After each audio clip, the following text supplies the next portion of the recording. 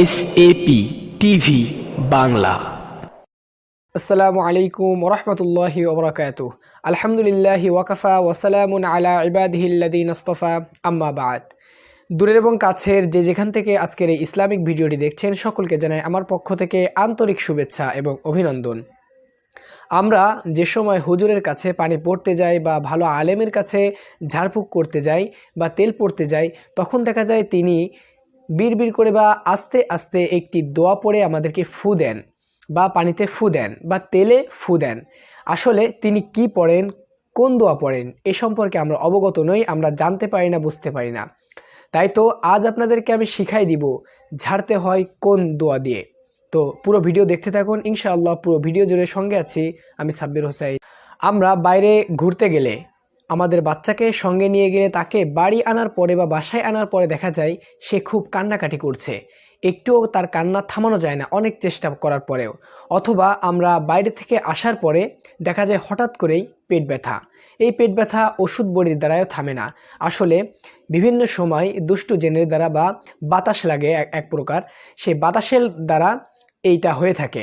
এর কারণে আমরা যখনই পানি পড়া বা তেল পড়া মালিশ করি বা পানি পড়া খাই, তখন কিন্তু দেখা যায় কি আমাদের অটোমেটিকলিভাবে কয়েক মিনিটের ভিতর সেটা সেরে গেছে। এবার আপনি বলবেন ঝাড়ফুঁক করার জন্য কি হুজুর হওয়া লাগবে, নাকি ইমাম সাহেব হওয়া লাগবে, নাকি কোনো মাদ্রাসায় শিক্ষকতা করা লাগবে? আসলে ঝাড়ফুঁক করার জন্য এইগুলোই কিছুই করা লাগবে না। আপনার সহি শুদ্ধভাবে আমি যে দোয়াটি বলবো সেটি সহি শুদ্ধভাবে পড়তে হবে। যে সূরাটি বলবো এটি আপনার সহি শুদ্ধভাবে পড়তে হবে এবং আল্লাহ রাব্বুল আলামিনের উপর ইয়াকিন বিশ্বাস রেখে আপনাকে ফু দিতে হবে পানিতে। এবং আমি যে নিয়মটি শিখাই দিব এই নিয়মে আপনাকে ফু দিতে হবে। সমস্ত আলেম ওলামা দিয়ে এবং সহি হাদিসে যেটি পাওয়া যায় তা হলো সূরাতুশ শিফা, অর্থাৎ কোরআনুল কারীমের প্রথম যে সূরাটি আমরা অনেকেই পারি, বলতে গেলে সকলেই পারি, যেহেতু 5 ওয়াক্ত নামাজে এই সূরাটি আপনাকে লাগবেই। সূরার নাম হচ্ছে সূরাতুল ফাতিহা। তো এটা আমরা অনেকেই মুখস্থ আমাদের। তো এই সূরার আরেকটি নাম সূরাতুশ শিফা। আসলে অনেক আকসার আলেম ওলামা একরাম এই সূরার মাধ্যমে ঝাড়ফুঁক করে থাকেন। এই সূরাটি আউযু বিল্লাহি মিনাশ শাইতানির রাজিম, বিসমিল্লাহির রহমানির রহিম, আলহামদুলিল্লাহি রাব্বিল আলামিন এখান থেকে নিয়ে ওয়ালা দাল্লিন এই পর্যন্ত আপনাকে পড়তে হবে।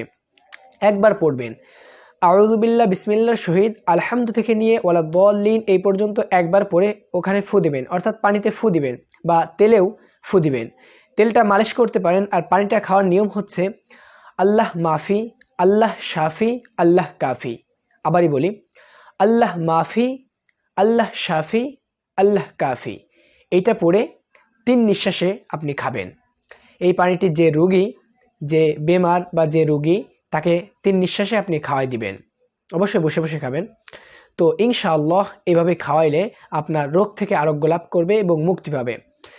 যদি দেখেন এইটা খাওয়ানোর পরেও জ্বর বা পেট ব্যথা সারছে না, তাহলে আপনি যদি বুঝতে পারেন তাকে জাদু করা হয়েছে কিনা, তাহলে বন্ধুরা একটা কাজ করতে পারেন। তা হলো এই সূরা ফাতিহার সাথে সাথে সূরা ফালাক, অর্থাৎ কুল আউযু বিরাব্বিল ফালাক, এবং সূরা নাস, কুল আউযু বিরাব্বিন নাস, এই যে 2টি সূরা আছে কোরআনের লাস্টে, একদম কোরআনের শেষে এই 2টি সূরা আছে, এই 2টি সূরা আউযু বিল্লাহ এবং বিসমিল্লাহর সহিত পড়ে ফু দিতে হবে।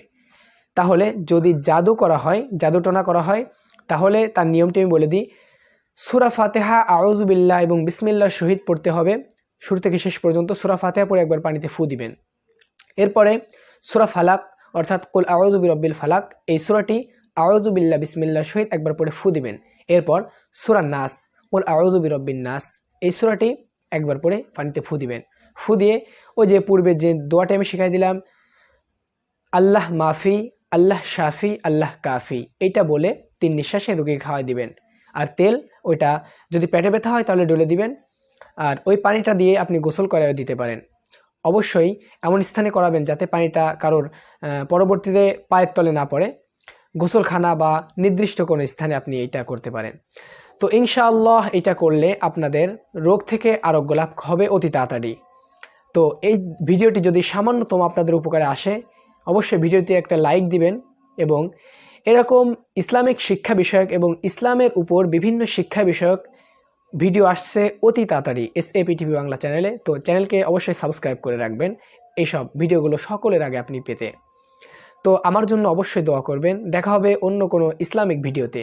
ততক্ষণ পর্যন্ত সকলের সুস্থতা কামনা করছি মহান রব্বুল আলমিনের দরবারে।